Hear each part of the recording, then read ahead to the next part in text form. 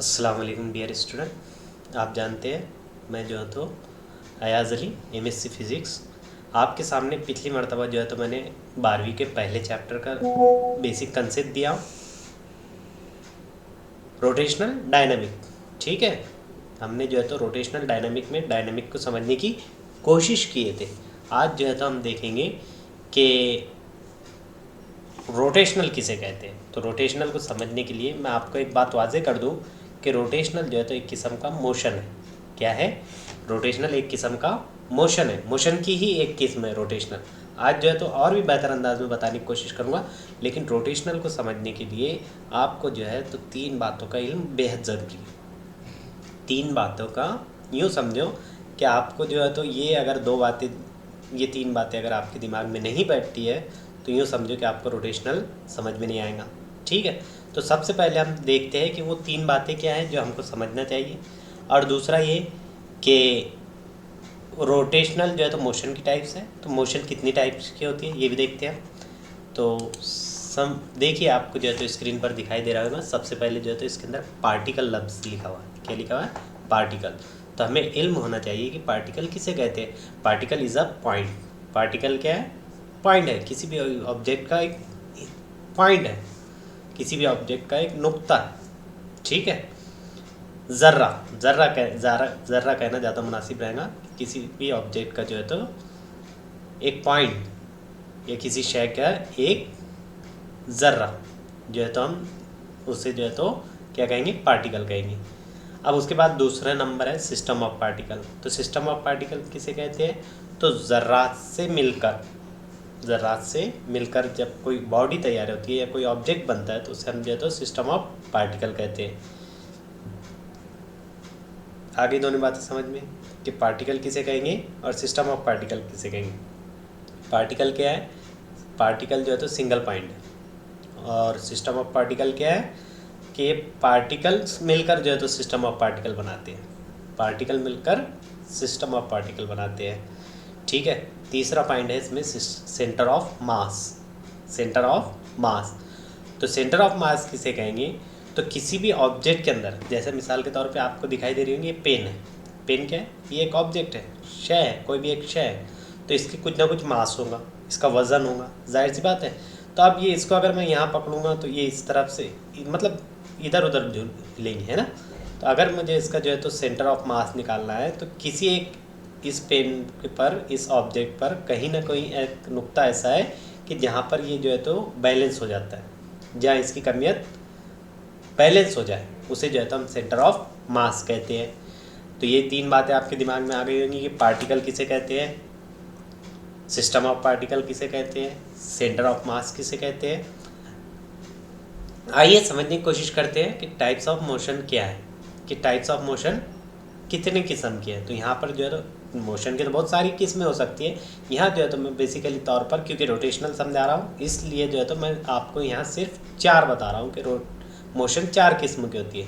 तो आपको स्क्रीन पर दिख रही होंगी। पहली जो है तो लीनियर मोशन, दूसरा जो है तो सर्कुलर मोशन, तीसरा जो है तो ट्रांसलेटरी मोशन, और चौथा जो है तो रोटेशनल मोशन। आइए हर एक को जो है तो बारी बारी समझने की कोशिश करते हैं। तो सबसे पहले अगर देख रहे होंगे आप तो लीनियर मोशन किसे कहेंगे। लीनियर मोशन में अगर आप समझने की कोशिश करें तो इसमें जो है तो सिंगल पॉइंट या जो है तो पार्टिकल ही लीनियर पाथ में मोशन करता है। सिर्फ सिंगल पार्टिकल अगर लीनियर मोशन करे या लीनियर पाथ पर मोशन करे तो उसे हम जो है तो लीनियर मोशन कहेंगे। सिंगल पार्टिकल एक ज़र्रा जो है तो खत मुस्तकीम में अगर हरकत करता है तो उसे हम जो है तो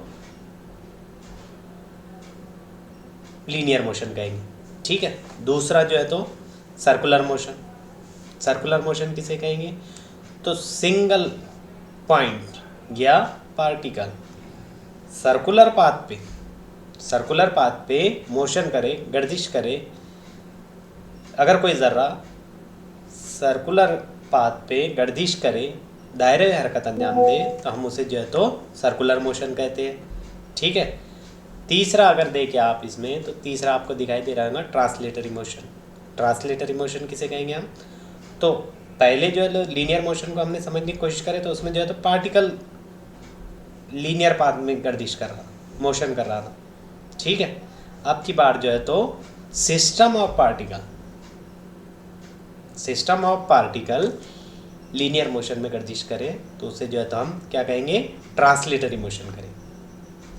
यानी पहले जो है तो सिर्फ ज़र्रा हरकत कर रहा था खत मुस्तकीम में, अब की बार जो है तो ज़र्रात पर मुश्तमिल सिस्टम है, ऑब्जेक्ट है, शय है, वो जो है तो लीनियर मोशन अंजाम दे रहा है, तो उसे जो है तो हम ट्रांसलेटरी मोशन कहेंगे। उसी तरह चौथा जो है तो रोटेशनल मोशन। अगर आप लॉजिक लगा रहे होंगे तो जाहिर सी बात आपके दिमाग में बैठ रहा होगा कि क्या होने वाला है। पहले जो है तो ज़र्रा जो है तो दायरे में हरकत अंजाम दे रहा था, ज़र्रा सिंगल पॉइंट दायरे में हरकत अंजाम दे रहा था, तो हम उससे जो है तो सर्कुलर मोशन कह रहे थे। अब जो है तो पूरा सिस्टम ऑफ पार्टिकल ये जो है तो दायरे में हरकत अंजाम देगा, तो हम उसे बोलेंगे रोटेशनल मोशन। आगे बात समझ में। मोशन की 4 किस्में हैं, कौन कौन सी? Linear motion, circular motion, translatory motion और रोटेशनल मोशन। लीनियर मोशन में सिर्फ सिंगल पार्टिकल जो है तो खत मुस्तकीम में हरकत करता है, लीनियर पाथ पे गर्दिश करता है, लीनियर पाथ में मोशन करता है, तो उसे हम जो है तो लीनियर मोशन कह रहे हैं। दूसरा जो है तो सर्कुलर मोशन किसे कहेंगे, तो सिंगल पार्टिकल जो है तो खत मुस्तकीम में दायरे में हरकत अंजाम दे, तो उसे हम जो है तो सर्कुलर मोशन कहेंगे। उसी तरह जो है तो ट्रांसलेटरी मोशन किसे कहेंगे, इसमें जो है तो पूरा system of particle linear path में गर्दिश करे, तो हम जो है तो उसे ट्रांसलेटरी मोशन कहेंगे। और चौथा है रोटेशनल मोशन। तो रोटेशनल मोशन क्या है कि अगर पूरा सिस्टम ऑफ पार्टिकल दायरे में हरकत अंजाम दे, तो हम उसे जो है तो क्या कहेंगे, रोटेशनल मोशन कहेंगे। उम्मीद है आपके समझ में आ गया होगा कि हमारा जो 12वीं का पहला चैप्टर है उसका नाम है रोटेशनल डायनामिक। क्या नाम था? Rotational dynamic. इससे पहले लेक्चर में मैंने आपको बताया था डायनामिक किसे कहते हैं, और आज के लेक्चर में मैंने आपको कंसेप्ट क्लियर किया हूँ किस चीज़ का, रोटेशनल का। आगे के लेक्चर में देखते हैं कौन से पॉइंट हमारे सामने आते हैं, उस हिसाब से हम जो है तो आपको बताने की कोशिश करेंगे। मिलते हैं अगले लेक्चर में, ठीक है।